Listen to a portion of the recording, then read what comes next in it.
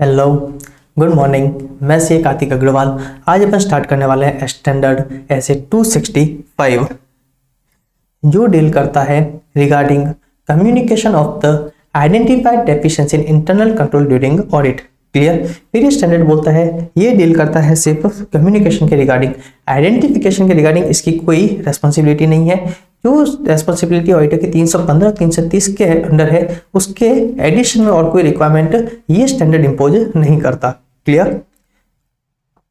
अब अपन देखते हैं ऑडिटर का ऑब्जेक्टिव क्या है। तो ऑडिटर का ऑब्जेक्टिव है auditor is required to communicate, right. Auditor is required to communicate deficiency in internal control identified during audit and considered significant.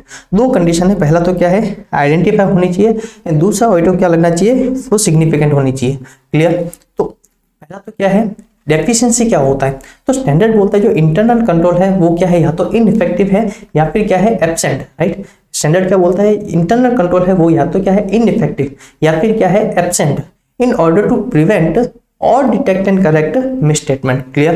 तो पहला तो ऑडिटर क्या होना चाहिए आइडेंटिफाई होनी चाहिए, दूसरा ऑडिटर के प्रोफेशनल जजमेंट में क्या होनी चाहिए वो सिग्निफिकेंट।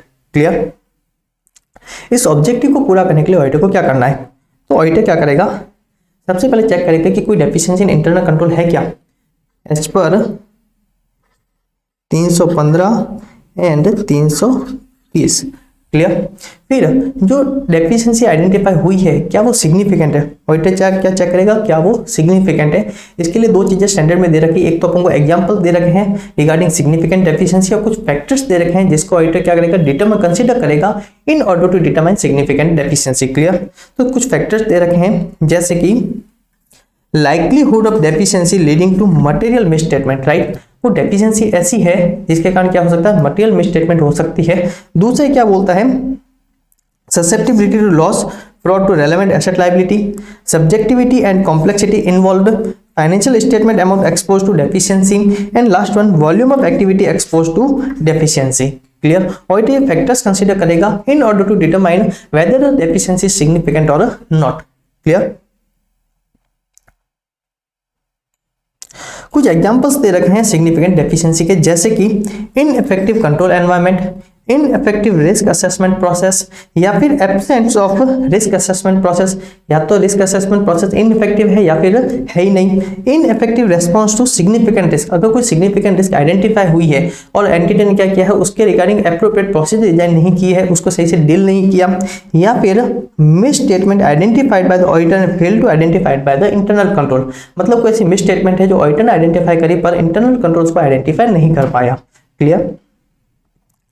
अब ऑडिटर को लगता है कि क्या है डेफिशिएंसी है और अगर वो डेफिशिएंसी क्या है सिग्निफिकेंट, तो ऑडिटर क्या करेगा सिग्निफिकेंट डेफिशिएंसी को टीसीडब्ल्यूजी को कम्युनिकेट करेगा इन राइटिंग। स्टैंडर्ड क्या बोलता है आपको सिग्निफिकेंट डेफिशिएंसी को टीसीडब्ल्यूजी को कम्युनिकेट करना है इन राइटिंग। क्लियर। सेकंड चीज आप क्या करोगे, आप मैनेजमेंट को भी कम्युनिकेट करोगे टाइमली बेसिस पे। स्टैंडर्ड क्या बोलता है मैनेजमेंट को भी कम्युनिकेट करोगे टाइमली बेसिस पे। जो सिग्निफिकेंट डेफिशिएंसी आप टीसीडब्ल्यूजी को कम्युनिकेट करने वाले हो या फिर आपने टीसीडब्ल्यूजी को कम्युनिकेट करी है। क्लियर। आप वो मैनेजमेंट को भी कम्युनिकेट करोगे। और अगर ऐसी कोई और डेफिशिएंसी है, राइट, जो ऑडिटर को लगता है कि सिग्निफिकेंट इंपॉर्टेंस की है पर अदर पार्टी ने मैनेजमेंट को रिपोर्ट नहीं की, तो ऑडिटर क्या करेगा वैसी डेफिशिएंसी को भी मैनेजमेंट को कम्युनिकेट करेगा। क्लियर।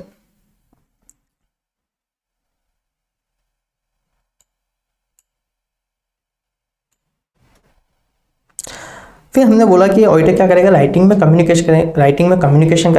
कम्युनिकेशन करेगा। तो सर इसके कंटेंट क्या होंगे, राइट। तो ऑडिटर क्या करेगा सबसे पहले तो डेफिशिएंसी का डिस्क्रिप्शन देगा किस टाइप की डेफिशिएंसी है और उसका पोटेंशियल इफेक्ट बताएगा इसका क्या पोटेंशियल इफेक्ट होगा।